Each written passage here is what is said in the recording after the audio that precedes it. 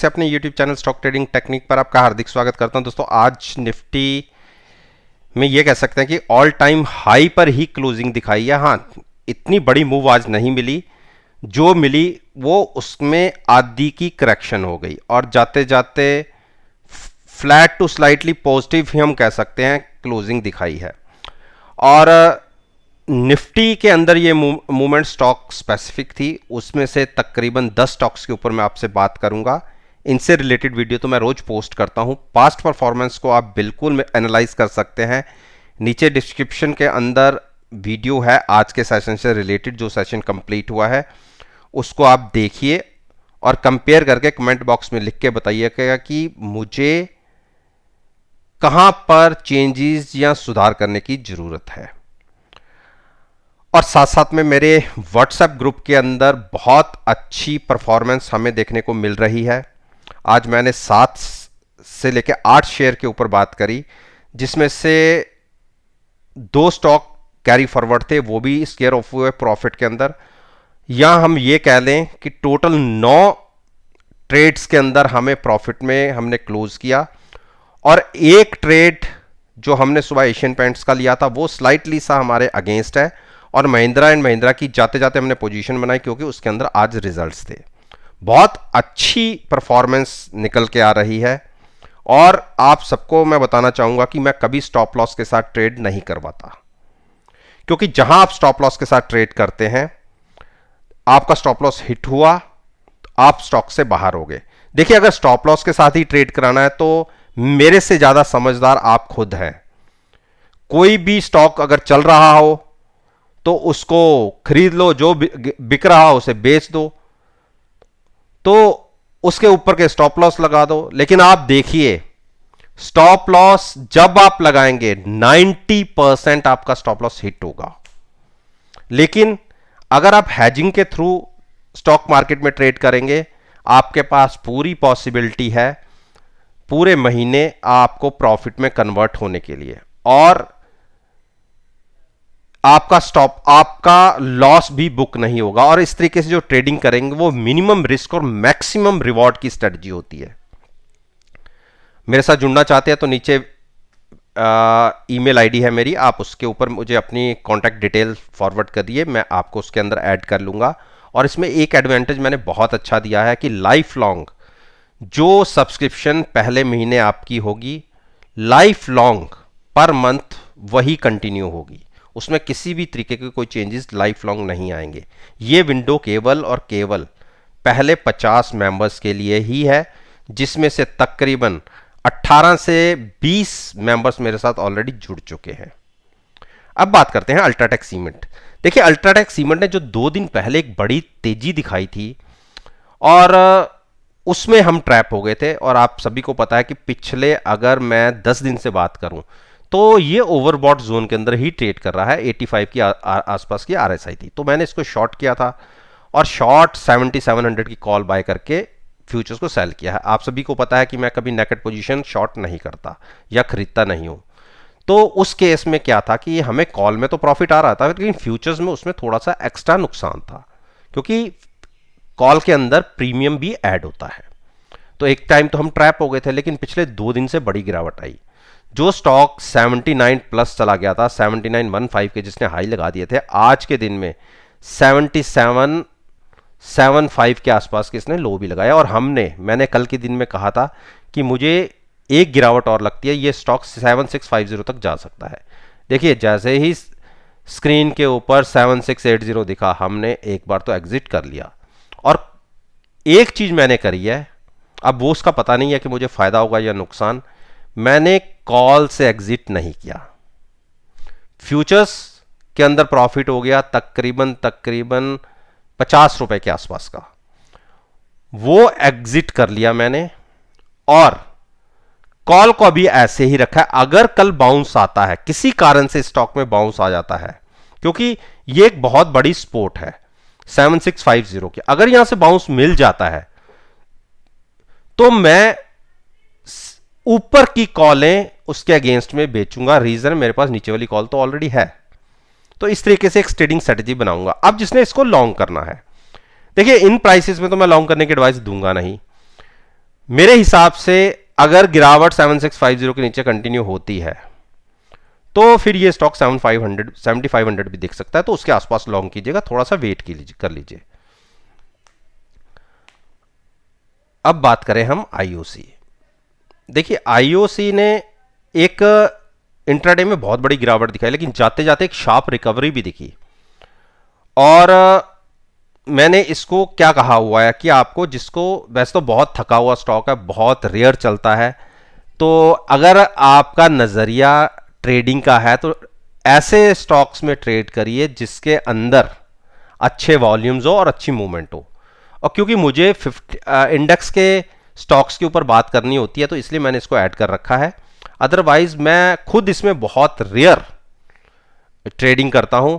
और अगर आप इसको लॉन्ग करना भी चाहते हैं, देखिए क्लोजिंग 104 के नीचे आई है, तो 104.5 के आसपास है, जो एक इसका बड़ी सपोर्ट लेवल भी है।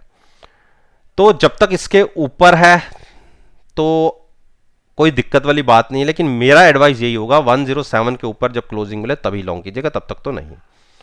देखिए गेल ने आज एक रेंज बाउंड ट्रेडिंग करनी शुरू करी हुई थी और मैंने अपने व्हाट्सएप ग्रुप के अंदर इस स्टॉक को लॉन्ग किया था। और मेरा यह मानना था, क्योंकि आज इसके रिजल्ट्स थे, मेरा यह मानना था कि इसके रिजल्ट्स ठीक आएंगे, और इसको मैंने 144.10 पर लॉन्ग किया और साथ में पुट बाय की।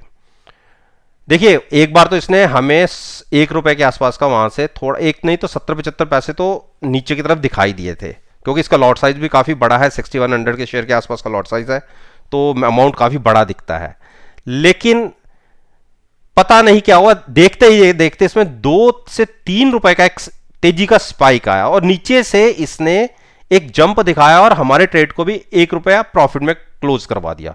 तो इस तरीके से हम तो प्रॉफिट में क्लोज हो गए। लेकिन जैसे ही रिजल्ट फ्लैश हुए तो एकदम से इसके अंदर एक डिक्लाइन देखा गया। और अगर आप वॉल्यूम्स की बात करें, आप देखिए ये जो कैंडल देखिए आप, कितनी बड़ी कैंडल जनरेट हुई है, यानी नॉर्मल वॉल्यूम से तकरीबन दुगने वॉल्यूम्स हुए हैं। तो ये एक थोड़ा सा डेंजरस साइन लगता है मुझे। और अगर ये 142 के नीचे जाता है तो इसको लॉन्ग मत कीजिएगा जिसने नई पोजीशन लेनी है। और जबकि हमारी पोजीशन 145 की पुट के साथ लॉन्ग है पैरेलल, जो मैंने अपने इसके अंदर बताई हुई है। और क्योंकि हमने ऊपर से इसको बहुत ऊपर से शॉर्ट करके पैसे बनाए हैं, और अब इसके हमारे पास इसमें 150 के आसपास की जो पुटें वगैरह थी, 155 की पुट थी, उसका सबका प्रॉफिट हम ले चुके, और अब 145 की पुट के साथ इसको लॉन्ग बनाया हुआ है। तो थोड़ा सा अवॉइड ही कीजिए स्टॉक को, क्योंकि ये भी एक ऑयल सेक्टर से रिलेटेड कंपनियों की तरह ही है, तो अवॉइड ही कीजिए तो ज़्यादा अच्छा रहेगा। टाटा मोटर्स, देखिए टाटा मोटर्स ने कोशिश आज इंट्राडे में जरूर की है निकलने के ऊपर, लेकिन जब तक ये 305 क्रॉस करके ऊपर क्लोजिंग नहीं देता तब तक एक रेंज बाउंड ही रहेगा। लेकिन जिस दिन इसने 305 के ऊपर ट्रेडिंग शुरू कर दिया, आप देखिए 313, और उसके बाद तो ये एक बड़ा रनअप दिखा सकता है। तो हमारी पोजीशन तो ऑलरेडी नीचे से 285 के आसपास से लॉन्ग है ही है, पिछला प्रॉफिट हम बुक कर ही चुके, तो इसको हम कंटिन्यू रखेंगे। जिसको ऐड करना है, देखिए जिसको ऐड करना है, 3 रेजिस्टेंस हैं, 300, 305 और 313। ऊपर वाली रेजिस्टेंस तो थोड़ी दूर है, लेकिन 305 के ऊपर आप लॉन्ग कर सकते हैं क्लोजिंग होते दिखे तो। यूपीएल, देखिए यूपीएल में हम ट्रैप हुए हैं। यूपीएल को हमने बाय किया है 790 के आसपास, तो पुट हमारे पास है, फ्यूचर्स को लॉन्ग कर रखा है, लेकिन पुट का प्रीमियम भी ऐड होता है, तो इसलिए हम इस स्टॉक के अंदर फिलहाल तो छोटे से नुकसान में है, लेकिन हैज है, कोई दिक्कत वाली बात नहीं है। देखिए वॉल्यूम्स नॉर्मल से बिल्कुल आता है, और मार्केट देखिए नए हाइज दिखा रहे हैं और ये स्टॉक उल्टा चल रहा है, तो इसीलिए इसको अवॉइड ही कीजिए। लॉन्ग करना हो तो 790 के ऊपर क्लोजिंग मिले तो नया लॉन्ग कीजिएगा। 21 हीरो मोटोकॉर्प की बात करें तो अच्छी क्लोजिंग दिखाई है, और हमारी आप सबको पता है नीचे से काफ़ी नीचे से लॉन्ग बनी हुई है, 2750 की पुट के साथ लॉन्ग है। पिछले महीने हमने सारी पुटों का प्रॉफिट खाया और फ्यूचर्स में लॉस बुक किया, और ये पोजीशन हमने शिफ्ट की अगस्त एक्सपायरी में, और वहाँ से अच्छा मूव दिखा चुका है। अब आप मान के चलिए कि अगर इसने 2840 के ऊपर ट्रेडिंग शुरू कर दी, एक हर्डल मिलेगी 2885, उसके बाद तो ये स्टॉक 3000 तक जाने की क्षमता रखता है। तो बिल्कुल अच्छा स्टॉक है, डिप पर बाय कर रखा है, तो थोड़ा सा और लंबा नज़रिए के साथ ही इसको रखते हैं। अभी एक्सपायरी काफ़ी दूर है, तो कोई चिंता का बात है नहीं। टाइटन, देखिए टाइटन ने नीचे एक अपना जो क्रूशल सपोर्ट लेवल था उसको होल्ड किया, देखिए 1772, और हमने इसको कहाँ बाय करना था, 1750 के आसपास। कल के मैंने अपनी वीडियो में कहा था कि हम इसको 1750 के आसपास बाय करेंगे, तो वहाँ तक तो नहीं गया, 1770 से ऊपर मुड़ गया और काफ़ी ऊपर जाके क्लोजिंग दी है। तो अभी हम इसको लॉन्ग नहीं करेंगे, ये एक बुल ट्रैप भी होते हैं, तो रिजल्ट्स इसके कुछ ज़्यादा अच्छे हैं नहीं, अभी इनके पूरे स्टोर्स भी पूरे ऑपरेशनल्स नहीं है, और जैसे जैसे थर्ड वेव की संभावनाएं बन रही हैं, तो उस तरीके से भी थोड़ा सा इनकी सेल्स में इम्पैक्ट आता है।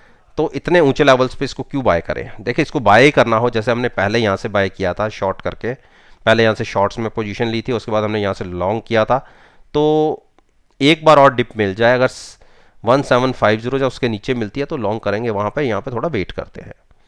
टीसीएस, देखिए टीसीएस ने तीसरा दिन है कंसोलिडेशन का, और 3300 के ऊपर निकला। मैंने कल की वीडियो में कहा, क्या कहा था आपको, कि 3300 तो बिल्कुल पास का प्राइस था, उसके ऊपर मैंने कहा था 3340 और 60 तक के प्राइस दिख सकते हैं, तो 3325 के प्राइस तो दिख गए। तो अभी भी एक कंसोलिडेशन फेज ही है, ऊपर से थोड़ी सी रिजेक्शन मिल रही है इसको, और वॉल्यूम्स भी कुछ इतने ज़्यादा नहीं है कि हम इसको फर्दर कोई एग्रेसिवली लॉन्ग करें। तो मेरे हिसाब से जिन्होंने नीचे से पोजीशन ली हुई है, जब इतनी बड़ी गिरावट आई थी, हम यहाँ से कैरी करके चले थे, एक बार यहाँ प्रॉफिट बुक कर लें और फिर वेट करें गिरावट का। अगर फिर से 3250 के आसपास मिलेगा तो वहाँ से लॉन्ग करेंगे।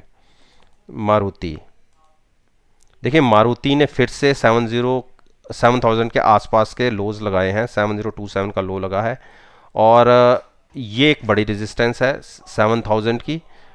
इसके नीचे जाएगा तो थोड़ी सी घबराहट हो जाएगी फिर से, तो इसको लॉन्ग करना हो तो लॉन्ग तो आप करिएगा आप 7120 के ऊपर, और अगर शॉर्ट करना हो तो 7000 के नीचे, उसके बीच में कोई ट्रेड मत लीजिएगा। अगर 7000 के नीचे क्लोजिंग दिखे, देखिए वॉल्यूम्स अब नॉर्मल हो गए हैं, मुझे लगता नहीं कि हमें यहाँ से शॉर्ट करना चाहिए, 7000 ब्रेक होता है तब भी लॉन्ग शॉर्ट नहीं करना, तो अवॉइड कीजिए शॉर्ट को। 7000 के आसपास मिले तो वहाँ से लॉन्ग कीजिए, पुट को बाय कीजिएगा और फ्यूचर्स को लॉन्ग कीजिएगा, और नज़रिया रखिएगा थोड़ा सा लंबा। पहला टारगेट होगा 7200, उसके ऊपर 7250, उसके बाद 7400। ब्रिटेनिया, देखिए ब्रिटेनिया ने 3615 टच कर दिया, यही तो मैंने आपसे कहा था, जबकि हम इसमें से एग्जिट हो गए थे, पहले ही एग्जिट हो चुके हैं, और नीचे से तकरीबन 200 पौने 200 पॉइंट के आसपास का प्रॉफिट लेके एग्जिट हुए हैं। 3616 के आसपास, यही देखिए मेरी इसी लाइन को टच किया और वहीं पे उसके आसपास की क्लोजिंग है। देखिए कल अगर 3620 के ऊपर ट्रेडिंग मिलती है और कंटिन्यू बना रहता है तो 3700 के टारगेट होंगे। अगर यहाँ कंसोलिडेट करता है तो फिर से हो सकता है कि आपको 100 पॉइंट्स की ये गिरावट दिखा दे, तो खुलते ही कोई ट्रेड नहीं करना। 3625 के ऊपर लगातार ट्रेडिंग मिले तो at the money put buy करके फ्यूचर्स बाय कीजिएगा, और ये रिस्की ट्रेड होगा। नीचे से तकरीबन आप देखिए 200-250 पॉइंट की एक रिकवरी दिखा चुका है, तो जब स्टॉक इतनी बड़ी रिकवरी कोई दिखाता है तो थोड़ा सा कंसोलिडेशन के पास गिरावट भी आती है, तो इस चीज़ को नज़रअंदाज मत कीजिए। अगर बाइंग में जाएंगे तो थोड़ा रिस्की ट्रेड होगा, क्योंकि यहाँ से ऊपर ज़्यादा से ज़्यादा 60 से 70 पॉइंट आपको मिल सकते हैं, लेकिन यहाँ से गिरावट में आपको 250 से 300 पॉइंट का नुकसान हो सकता है, क्योंकि अगर ऑप्शन भी बाय करेंगे तो भी उसका प्रीमियम तो जीरो होगा ही होगा, तो उसको भी मान लीजिए तो आप तब भी 70 से 80 रुपये का तो नुकसान होगा ही होगा। तो इसलिए देखभाल कर ही लॉन्ग साइड पर ट्रेड लीजिएगा। मैं देखूंगा 2-3 दिन, अगर यहीं पे कंसोलिडेट करता है तो हो सकता है मैं यहाँ से एक शॉर्ट पोजीशन भी कैरी करूं। तो दोस्तों ये मैंने निफ्टी इंडेक्स के 10 स्टॉक्स के ऊपर अपना ओपिनियन आपके साथ शेयर किया है, और मेरा ये मानना है कि अगर मेरी इस वीडियो को आप 6 अगस्त के सेशन के साथ एनालाइज करेंगे, यकीन मानिए आपको बहुत अच्छे पॉजिटिव रिजल्ट्स देखने को मिलेंगे। अगर मेरी बात पे विश्वास नहीं है, आप मेरे YouTube चैनल पर आइए, प्लेलिस्ट को देखिए, कोई भी वीडियो उठाइए और NSE की डाटा के साथ NSE की साइट पर जाइए, सारा डाटा अवेलेबल है, आप उसके साथ कंपेयर कर सकते हैं, और आप खुद रिजल्ट्स को देखकर मुझे कमेंट बॉक्स में लिखिए कि आपको कैसे रिजल्ट्स देखने को मिले। इस बात के साथ मैं आपसे